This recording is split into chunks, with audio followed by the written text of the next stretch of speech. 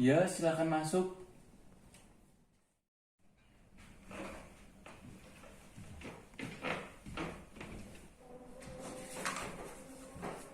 Permisi Pak. Ya, Rizky, ada apa ya? Apakah Anda sibuk? Bapak sibuk? Tidak, Rizky, ada apa? Jadi gini, Oh ya, duduk dulu, Rizky. Pak. Kan saya itu kurang paham mengenai kepekaan diri. Kepekaan diri itu kayak gimana tuh Pak? Kok saya rasa saya akhir-akhir ini tuh lebih sulit peka sama pemberitaan-pemberitaan sosial dan yang sebagainya.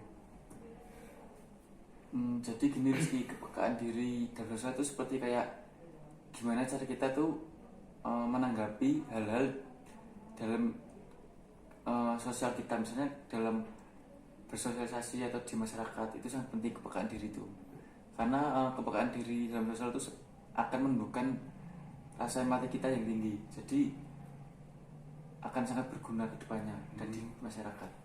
Gini Pak, untuk model kepekaan diri itu ada kayak gimana aja sih Pak? Kepekaan diri itu, konsepnya kepekaan diri itu kayak gimana? Ya, kalau tentang konsep kepekaan diri dan sosial sih, itu merupakan kemampuan untuk merasakan dan mengamati reaksi-reaksi yang terjadi di lingkungan kita, serta perubahan orang lain yang ditunjukkan baik secara verbal maupun non-verbal, Rizky. Dan itu seperti seseorang individu itu diasah dan ditempa untuk mengenal nilai moral baik buruk dan pantas tidak pantas. Jadi seperti itu. Emangnya masalah rezeki itu seperti apa sih intinya? Gini Pak, masalah saya itu tentang kepekaan.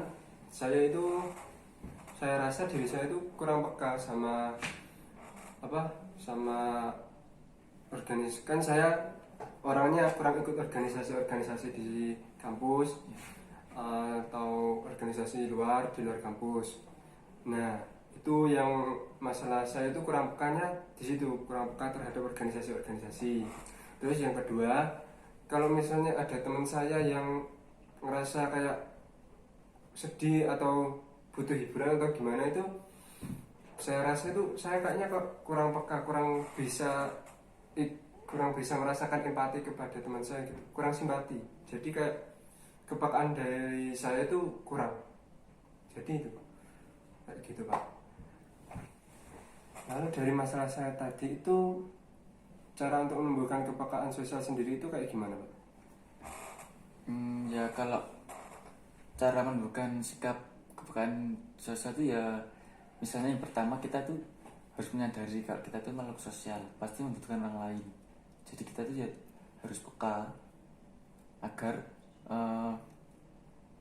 kita tuh selalu mendapatkan bantuan dari orang lain. Jadi itu agar saling timbal balik gitu. Lalu yang kedua, kita tuh kalau bisa harus rajin mengikuti organisasi-organisasi. Jadi itu akan melatih kepekaan kita, karena kan dalam suatu organisasi pasti ada banyak kayak bagiannya. Jadi kita akan menemukan kepekaan kita. Misalnya ada teman yang membutuhkan ini, kita akan rasa empati kita akan muncul seperti itu. Lalu seperti kita tuh harus berperilaku prososial. Prososial itu istilah yang digunakan oleh para ahli psikologi untuk menjelaskan perilaku sukarela yang ditujukan untuk kepentingan atau keuntungan orang lain. Jadi berperilaku prososial ini itu menuntut adanya kesediaan untuk berkorban bagi orang lain, menghargai keberadaan orang lain, dan tidak menempatkan diri sendiri lebih tinggi dari orang lain. Jadi itu juga akan mempengaruhi kepekaan diri kita, Rizky, seperti itu. Dan selanjutnya itu kayak kita harus melihat dan bertindak. Pastinya kan di sekitar kita itu banyak orang yang memiliki keterbatasan sehingga tidak dapat menjalankan aktivitas sosialnya dengan normal. Nah, maka dari itu kita harus peka melihat kondisi sosial seperti apa, Rizky, seperti itu, agar kita rasa empati kita tuh tinggi. Jadi kepekaan dasar kita tuh akan muncul dengan sendirinya. Seperti itu sih. Jadi selain kamu menumbuhkan kepekaan diri sosial, kamu juga perlu melatih kepekaan dirimu, Rizky. Jadi itu seperti Yang pertama contohnya kayak kamu tuh harus serius mencari dan menemukan kekurangan diri, tidak usah membela diri. Jadi intinya tuh kamu mencari dan menemukan kekurangan diri, dan itu pasti akan mempengaruhi kepekaan dirimu, seperti itu. Lalu yang kedua, harus mengembangkan terus kemampuan supaya mampu berbuat lebih baik, karena pada dasarnya kemuliaan seseorang dilihat dari tingkat manfaatnya bagi orang lain.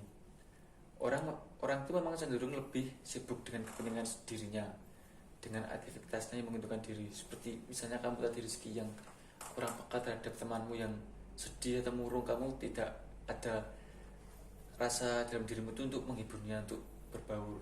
Nah itu akan melatih dirimu Rizky. Kamu harus mengembangkan kemampuan itu supaya kamu mampu berbuat lebih baik, dan kepekaan dirimu itu akan muncul seperti itu. Kamu perlu melatihnya.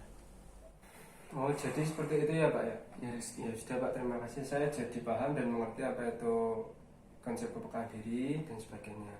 Selanjutnya saya mau ada kegiatan, saya mau pamit dulu ya Pak ya. Oh Terima iya kasih. Rizky. Oke.